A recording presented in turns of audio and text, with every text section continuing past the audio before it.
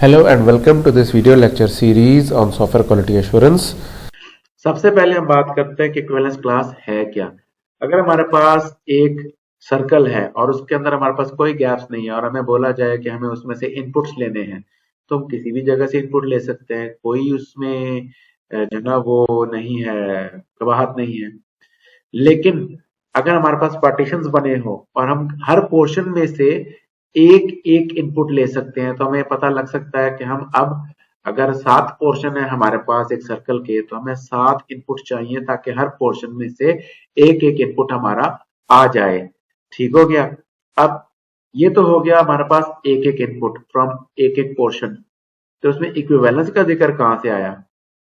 Equivalence का जिक्र इस तरह से आया कि हमने जो ये हमारे पास ये जो 6 या 7 हमने जो पार्टीशंस बनाए हैं, 6 पार्टीशन जो हमने बनाए हैं, उसका प्री रेक्विजिट या उसका प्रीलूड ये कि रखा है हमने कि वो सारे के सारे इक्विवेलेंट हैं। यानी कि पूरी क्लास में से कोई एक टेस्ट कर लेंगे हम, तो वो पूरी क्लास के लिए वैलिड होगा। इसलिए इसे हम कहते हैं इक्विवेलेंस या इक्विवेलेंस क्लासेस। ठीक है, इसको फर्दर डिटेल में आगे देखते हैं। हमारे पास अगर एक सिनारियो है कि हमें कुछ डिटेल्स दी जाए, डाटा दिया जाए कि अगर हमारे पास 0 से 16 वैल्यूज आती है हायरिंग के लिए, हम एक बंदे का इंटरव्यू करते हैं और इंटरव्यू करने के बाद उसको पॉइंट्स देते हैं, तो पॉइंट्स में हमारे पास अगर कोई बंदा 0 से 16 पॉइंट्स पर लाया करता है, तो इसका मतलब है कि उसे हमें हायर करने की जरूरत नहीं है। ठीक है, अगर कोई 16 से 18 है तो हमारा रूल कहता है कि can hire on part time basis only. अगर उसके पॉइंट्स 18 से 55 तक हैं तो we can hire on full time employ basis, और अगर 59 से 99 है तो we don't need to hire it.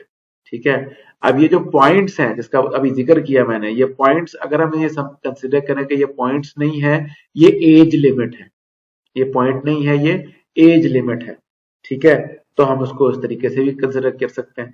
इसको अगर हमें प्रोग्राम करना हो तो सिंपल सा तरीका ये है कि हम इफ एल्स लगा लेंगे। हम इफ एल्स लगा लेंगे एज के ऊपर कि जी एज आपकी जो है वो 0 हो, 1 हो, 2 हो, अप टू हर एक के ऊपर। तो अगर हम एक एक करके टेस्ट लगाए तो हमारे पास 99 टेस्ट बनेंगे। ठीक है, जैसे कि हमारे पास यहाँ पे है 0 से शुरू होता है और 99 तक जाता है।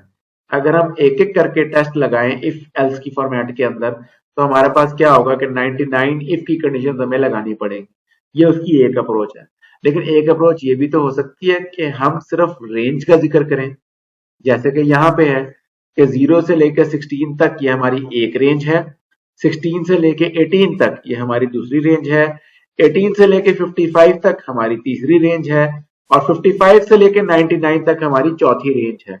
तो हमने इन 4 रेंजेस का जिक्र किया, तो हमें सिर्फ 4 इफ लगाने पड़े।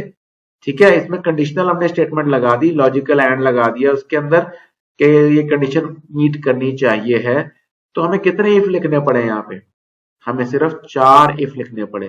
तो एज कंपेयर टू 99 इफ की कंडीशंस, 4 इफ की कंडीशन जो है वो ज्यादा फास्टर परफॉर्म कर जाएंगी और हमारे सिस्टम को ज्यादा जो है ना वो चेक्स नहीं करने पड़ेंगे। तो in that regard approach 2 is better, right? So an equivalence class consists of a set of data that is treated the same by the entire module that should produce the same result.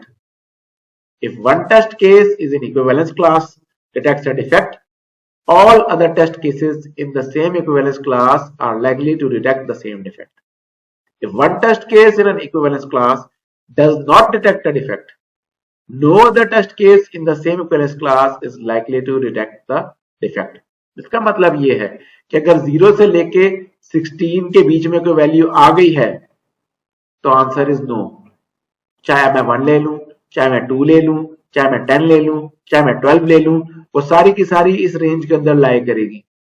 ठीक है, similarly अगर कोई मेरे पास values 18 से लेके 55 के बीच में आ गई है तो उसका आंसर है फुल। यानी कि मैं 18 ले लूं, मैं 20 ले लूं, मैं 21 ले लूं, मैं 25 ले लूं, तो ये सारी की सारी मुझे एक ही आउटपुट देंगी। यानी कि ये पूरी एक क्लास है। 18 से लेके 55 तक एक क्लास है, 0 से लेके 16 तक दूसरी क्लास है, 16 से लेके 18 तक तीसरी क्लास है और 55 से लेके 99 तक चौथी क्लास है। तो that is what you call N equivalence class, यानी कि इस पूरे ग्रुप में से आप कोई भी एक वैल्यू लेके आएंगे तो उस पूरे ग्रुप का आंसर एक ही होगा। That is what you call equivalence class. So क्या हम उस इक्विवेलेंस क्लास के अंदर कोई एक्सेप्शंस लगा सकते हैं? बिल्कुल लगा सकते हैं। अब जिस तरह यहाँ पे देखें हमने इक्विवेलेंस क्लासेस दी हैं, लेकिन अब हमने चेंज स्टेटमेंट्स भी दे दी हैं कि अगर 42 वैल्यू आ जाए तो उसको सैलरी भी ह्यूज दे दो, उसको जो है ना वो हायर स्टेटस भी उसका फुल कर दो एंड सो ऑन। तो हमने इक्विवेलेंस क्लासेस के बीच में एक्सेप्शंस भी हम लगा सकते हैं। Using equivalence class approach, we have reduced the number of tests from 100 testing each age to 4 testing one age in the equivalence class. That is a significant saving. जैसे कि अभी हमने जिक्र किया कि 0 से लेकर 99 तक हमें 100 if लगाने पड़ रहे थे, अब हमें सिर्फ 4 if लगाने पड़े हैं, यानी कि सिर्फ 4 टेस्ट करने पड़े हैं हमारे प्रोग्राम को as compared to 100 test. Now we are ready to begin testing or maybe not. What about the inputs like 969, -42, Fred, and some gibberish? Should we create test cases for invalid input? The answer is, as any good considered value, it depends. To understand this answer, we need to examine an approach that came out of the object-oriented world called design by contract. Design by contract. यानी कि हमारे पास अभी हमने जो equivalence classes देखी उससे हमें ये तो पता लग गया कि अगर न्यूमेरिक वैल्यू होगी और किस रेंज के बीच में होगी तो इन 4 क्लासेस के बीच में लाई करती है, लेकिन क्या वो सब चीज को कवर कर रही है? क्या वो तमाम वैल्यूज के लिए वैलिड है कि नहीं है, उसको हमने चेक करना है। So that's it for this lecture. Thank you very much.